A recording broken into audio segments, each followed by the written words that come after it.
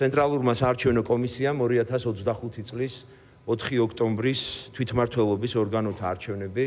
საქართველოს კონსტიტუციითა და საარჩევნო კანონმდებლობით დადგენილი წესით ჩაატარა. არჩევნები გამჭვირვალე, მშვიდ და ორგანიზებულ გარემოში წარიმართა,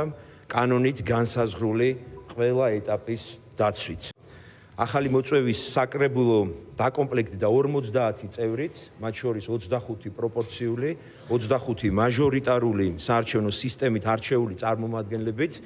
თითოეული მანდატი ძალაში შევიდა შესაბამისი ადმინისტრაციული აქტის CESCO-s ოფიციალურ ვებგვერდზე გამოქვეყნებიდან 2 კვირის თავზე, კერძოდ კი 29 ოქტომბერს, რაც თავის მხრივ ქმნის სამართლებრივ საფუძველს საკრებულოს ახალი მოწვევის პირველი სხდომის ჩასატარებლად. თბილისის მუნიციპალიტეტის წარმომადგენლობითი ორგანოს ახლად არჩეული საკრებულოს პირველი სხდომა მოიწვია ცენტრალურმა საარჩევნო კომისიამ და შესაბამისად მე როგორც CESCO-s თავმჯდომარეს მაქვს პატივი კანონით მინიჭებული უფლებამოსილების შესაბამისად თბილისის მუნიციპალიტეტის ახალი მოწვევის საკრებულოს პირველი სხდომა გახსნილად გამოვაცხადა. მადლობა მინდა გადაუხადო თბილისის მოსახლეობას, თბილისელებს, იმ ადამიანებს, რომლებმაც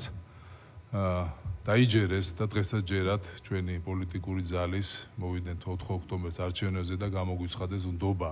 თვითონ ჩვენთაგანს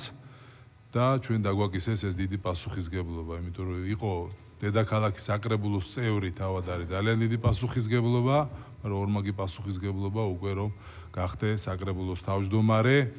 და ამისათვის დიდი მადლობა მინდა თვითონ თქვენთაგანს გადაგიხადოთ ამ ნდობისთვის, რა თქმა უნდა, დიდი მადლობა უნდა გადაუხადო ჩვენი პოლიტიკურ ხელმძღვანელობას, გენერალ მდივანს, დედაქალაქის მერს გამოცხადებული ნდობისთვის და მინდა რომ თქვენთან ერთად მომდევნო 4 წლის განმავლობაში ძალიან ნაყოფიერი, ძალიან პროდუქტიული სამუშაო განვახორციელოთ, იმიტომ რომ ჩვენ გვაქვს გაცემული ძალიან ბევრი დაპირება ჩვენი მოქალაქეებისათვის.